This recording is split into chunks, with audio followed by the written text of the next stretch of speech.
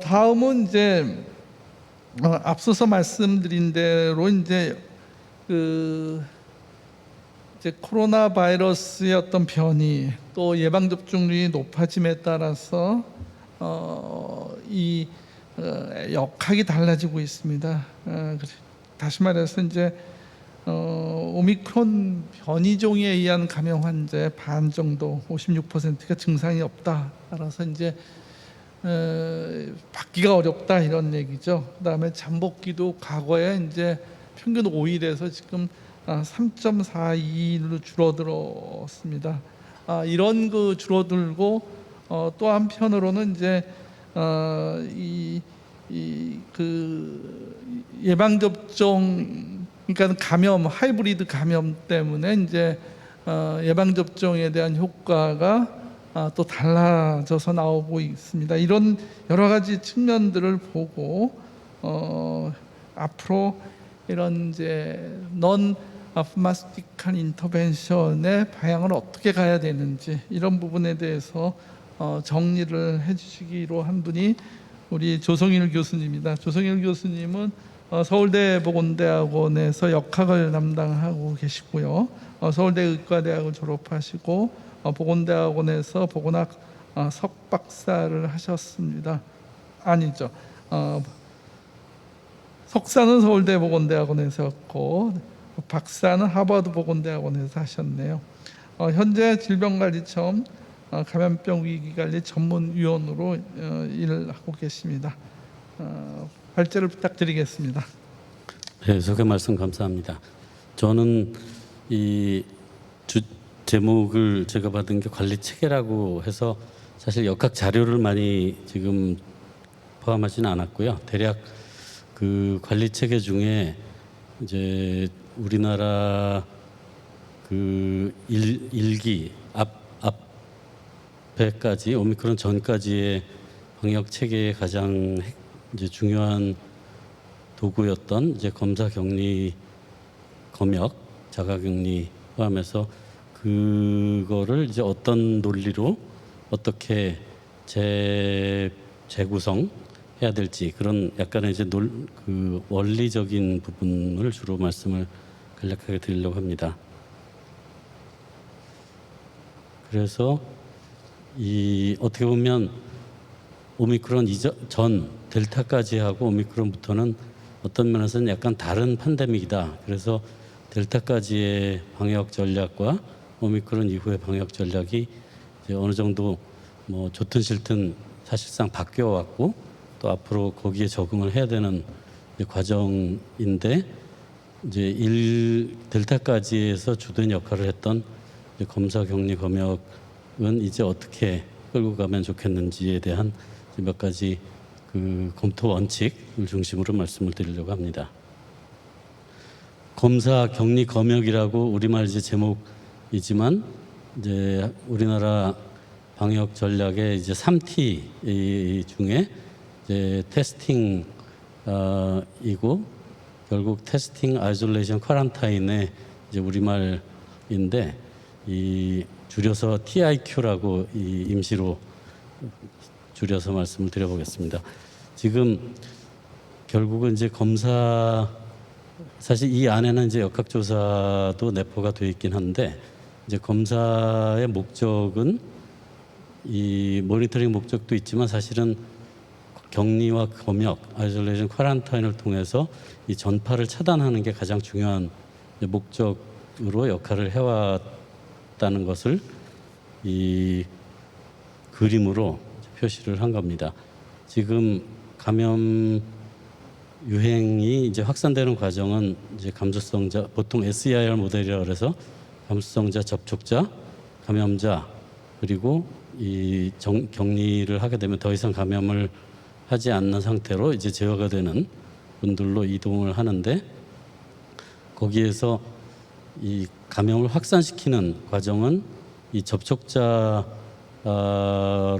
접촉자가 감염자가 다시 되면서 또 다른 접촉자를 계속 만들어내는 이 일종의 양의 되먹임 과정을 통해서 이제 감염 확산이 이제 계속적으로 일어나게 되어 있습니다.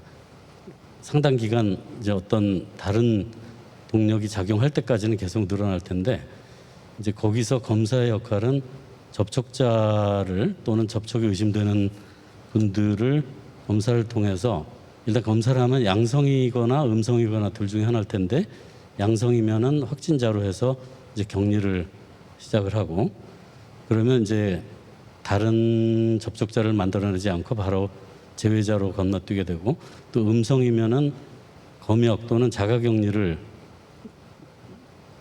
하여서 다른 접촉자가 생기지 않도록 하다가 결국 일정한 기준을 통해서 이제 해제를 더 이상 접촉자를 만들어낼 가능성이 확실히 없다라고 판단될 때 이제 해제를 해서 원래 감수성자 위치로 다시 되돌아가게 만들면 사실상 이 양의 되먹임 고리를 완전히 피해갈 수가 있습니다. 그러면 지금 이 검사격리 검역 TIQ 부분이 완벽하다면 사실 바로 그 1차, 2차 정도에서 바로 이제 확산이 중단이 될 텐데 지금 이 접촉자를 역학조사에서 다 파악할 수가 없기 때문에 이제 빠져나가는 사람들이 이제 일부 검사를 해서 줄임에도 불구하고 계속해서 이 되먹임 과정을 지속하게 되는 그런 상황이 됩니다. 여기서 중요한 것이 이 결국 무증상 감염률이 무증상기 전파율 또는 무증상기 감염률이 얼마나 되느냐 그게 굉장히 중요한 그 문제인데 이 무증상기 감염률이 일정한 수준 이하로 유지될 때는 접촉자를 어느 기준 이상으로 찾아내서 사실상 급속하게 전파 확산을 차단할 수 있는데 무증상기 감염 분율이 일정 역치를 넘게 되면 아무리 이제 역학조사를 최대한 많이 한다고 해도 통상적인 그 수준에서는 이 되먹임 고리를 피해갈 수가 없어서 사실상은 약간 속도는 늦겠지만 이제 확산은 계속 되게 그렇게 됩니다. 그래서 지금 오미크론 으로 진행되면서 무증상기 감염 접촉 일단은 오미크론 때에 크게 달라진 게 전파력이 너무나 이제 커져 있기 때문에 이제 무증상기 감염의 분율이 일정 역치를 넘어서면서 사실상 이전과 같이 델타처럼 그 역학조사와 추적을 통해서 검사를 통한 이거를 충분히 줄이는 데는 이제 한계에 다다르는 그런 이제 약간 다른 성격의 이 팬데믹의 양상을 이제 띠고 있다 이렇게 볼 수 있을 것 같습니다. 그러면 만약에 이 TIQ를 이 검사 격리 검역을 아예 안 한다면 어떻게 될 거냐 하면 결국 계속해서 이 강화고리라고 할지 계속 그 양의 되먹임이 이루어지면서 확산이 될 때까지 되다가 결국 어느 반대로 작용하는 이 음의 되먹임 평형고리라고 이제 그 시스템 다이내믹스 쪽에서 부르는 다른 반대 방향의 이제 동력이 작용하는데 그 반대 방향의 동력은 결국 계속해서 사람들이 감염이 되다가 점점 제외가 많이 되면서 감수성자가 일정 이하로 줄어들게 돼서 더 이상 접촉자가 그 같은 속도로 만들어지지 않고 접촉자가 만들어내는 속도가 줄어들면서 다시 이 전파가 줄어들게 되는 이제 그런 과정을 거치게 됩니다. 여기서 결국 핵심적인 것이 이 감염자 만약에 예방 접종이 없다고 하면 자연 면역으로서 제외가 충분히 될 때까지 올라가거나 영원히 충분히 올라가지 않으면 계속해서 이제 상당한 발생률을 유지하는 상태에서 지속될 텐데 지금 예방 접종을 충분히 이 현실적으로 가능한 수준의 거의 최대치로 끌어올림으로써 예방 접종에 의한 직접 이 면역 또 자연 감염자가 계속 있기 때문에 감염자들에게 생기는 자연 면역 그리고 예방 접종을 받고 또 감염이 되는 이제 혼합 면역 합쳐서 이 결국 더 혼합 면역이라고 보면 이 혼합 면역 범주의 상당한 역할을 통해서 결국 올라가던 그 유행 곡선이 저절로 내려오게 되는, 뭐 저절로는 아니지만 이제 내려오는 동력을 갖게 되는 그런 이제 형국이 됩니다. 그래서 지금 이 그런 강화 동력과 평형 동력이 사실 똑같은 시점에서 이루어지지 않기 때문에 약간의 시점 차이로 인해서 이제 주기가 이게 생기는데, 거기서 이 TIQ 정책을 만약에 전혀 실행하지 않는다라고 하면 어느 정도 수준에서 사망률을 유지하면서 이 주기가 반복이 될 텐데, 거기서 TIQ 정책을 충분하게 할 수 있는 데까지 충분하게 작용을 시킨다고 하면 이제 어느 정도까지 사망률을 줄일 수가 있을 겁니다. 그런데 사실 정확하게 얼마나 줄일 수 있느냐, 이거를 생각해 보면 사실 이론적으로는 예를 들어 중국의 제로 코로나 이제 정책을 보면 완전히 우리 같으면 이제 별로 하고 싶지도 않고 현실적이지 않은 방식으로 하면서 이 사망률을 사실 굉장히 많이 줄일 수가 있었습니다. 그래서 이론적으로는 상당히 줄일 수 있다. 그런데 그 줄이는 분율을 점점 더 높게 생각할수록 거기에 정책 비용이 점점 더 감당할 수 없을 정도로 이 곡선이 커지면서 어느 선에서는 타협을 해야 되는, 그러면 전혀 안 하는 것보다 조금이라도 하는 것이 나으냐, 거기에 대해서는 이제 어느 정도의 비용인지 그 최대치로 할 수 있는 것은 아니라는 게 거의 이제 분명해지고 있기 때문에 이제 전혀 안 하는 거에서부터 최대치로 어디까지 할 건지, 그것이 이제 정책적으로 지금 앞으로 해야 될 그런 그 전략이 되겠습니다. 지금 코로나 유행 초기부터 이런 이제 검사를 많이 하는 나라들은 이제 어느 정도 그 사망률을 이제 낮게 유지할 수 있다라는 분석이 이제 있었고, 검사 전략은 일정하게 사망률을 낮출 수 있다는 것은 어느 정도는 확립이 돼 있는 상황입니다. 그러면 어디까지 낮출 거냐의 문제는 결국 정책의 그 수준을 정해야 되는데, 거기서 이제 목표를 뭘로 할 거냐는 결국은 지금은 이제 확진자 수보다는 이제 사망률 인구 기반으로 코로나 사망률을 어느 정도 수준까지 감당할 수 있고 감당할 그 의지가 있느냐, 또 감당할 수 있다고 생각하느냐, 그리고 거기에 이제 초과 사망률도 다른 축이 되지만 우리나라는 이제 상대적으로 초과 사망률이 그렇게 높지가 않았기 때문에 큰 문제는 안 되고, 그 밖에 이제 여러 보조 지표들이 있을 겁니다. 가장 중요하게는 코로나 사망률을 목표로 세우고 적정 수준 이내로 유지할 수 있을 만큼 이 TIQ를 이제 투입을 한다. 그런데 거기서 중요한 거는 이제 형평성이라서 사실 많은 분들은 별로 코로나를 앓고 지나가는 게 별로 문제가 안 된다고 생각을 하고, 이제 충분히 불편보다는 약간의 위험이 있지만 그 불편을 감수하지 않고 일상생활을 회복하겠다 이렇게 생각을 하시겠지만, 사실은 그 일부 분들은 굉장히 치명적인 그 감수성이 위험도가 높은 분들이 있기 때문에 이제 그런 높은 분들을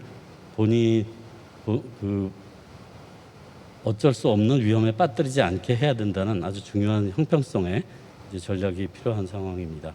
그래서 정책 효과는 과학적으로 지금 알려져 있는 것을 최대한도로 찾지만 사실은 다 알려져 있지 않기 때문에 이제 앞에 이 예측 모형으로 추론을 했던 것처럼 이제 합리적 추론으로 일부 상당 부분을 메꿔야 되는 그런 상황이 있고, 거기에서 결국 정책 결정의 그 수준은 사회적 합의와 제가 이제 뭐 엄청 중요하게 생각하지는 하지 않을 수도 있다고 볼 수 있지만, 국정 철학이 또 뭐 이 정부가 바뀌어서가 아니라 정부의 이 입장에서 지금 과학 방역이라는 이제 철학, 또 국민들의 어떤 불편을 충분히 이야기를 들어주고 이 형평성에 대한 배려를 하겠다는 이제 그런 철학이 또 중요한 측면으로 생각이 될 수가 있습니다.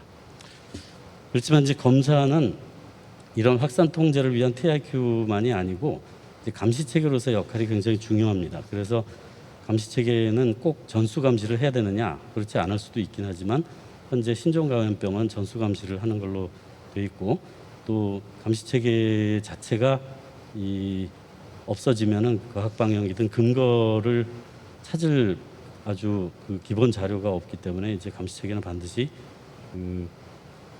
든든하게 이제 관리를 해야 된다.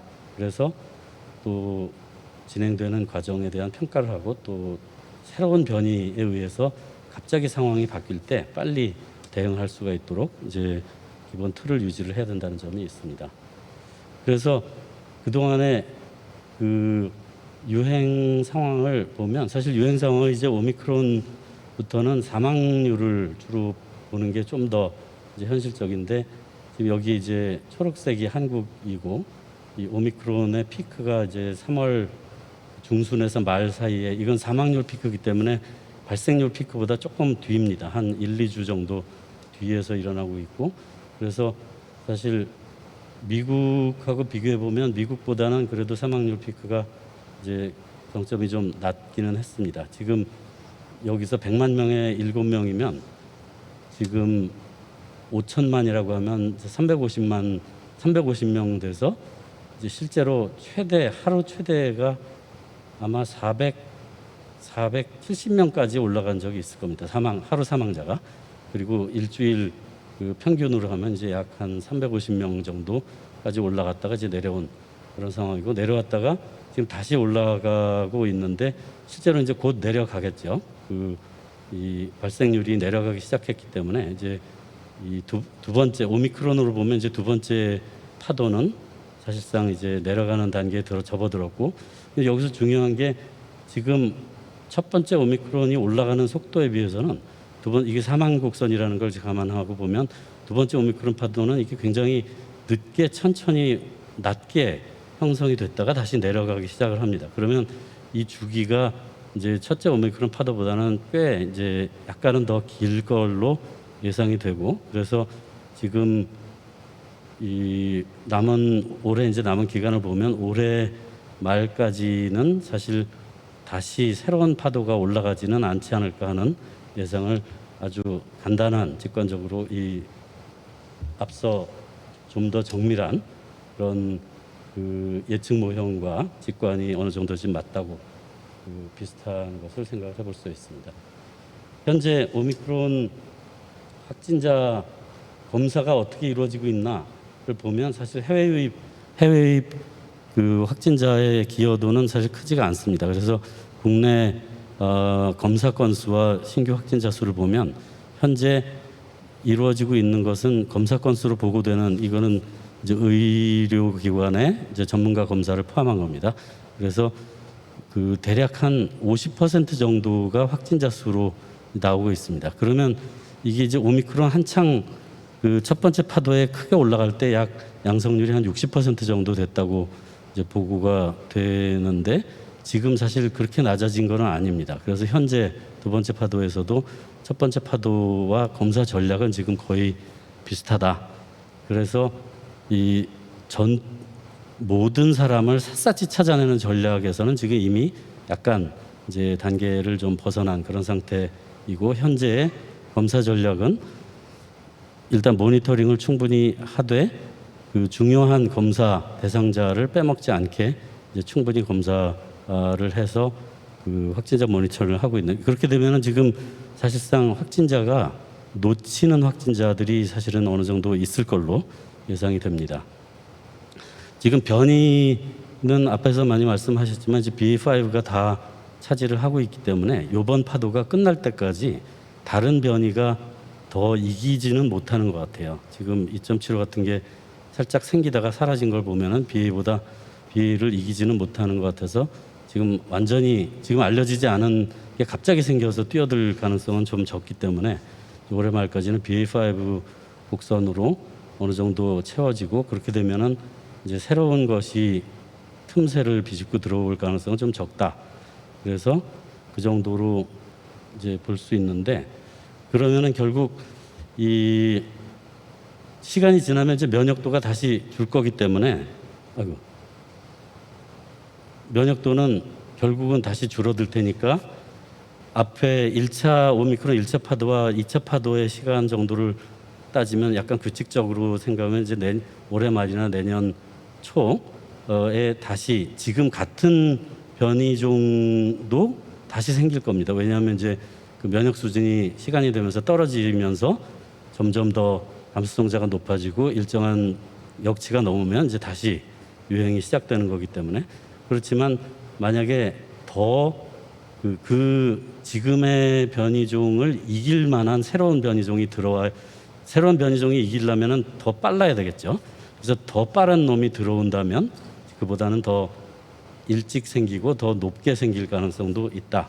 그리고 지금 이런 규칙적인 그 파도는 이제 오미크론 첫째 파도가 굉장히 높았던 거는 그 앞에 이제 상당히 억제 전략의 어떻게 보면 뭐 장점이자 단점일 수도 있는데, 지금은 이제 오미크론 첫째 파도를 통해서 상당히 많은 사람들이 이제 환원 면역을 어느 정도는 가지고 있기 때문에 이제 오미크론 첫째 파도만큼 다시 생기지는 않지 않겠느냐, 이렇게 예상을 이제 해볼 수가 있을 것 같습니다. 물론 정교한 것은 좀 더 이 면역 그 시뮬레이션을 해서 봐야 될 것 같습니다. 그래서 말씀을 맺자면 결국은 지금의 그 상황을 주도하고 있는 거는 이 환원 면역이고 이제 예방 접종 정책에 의해서 그 좌우되고 있다라고 볼 수 있고, 검사 격리 TIQ를 그러면 포기할 거냐, 없애버릴 거냐?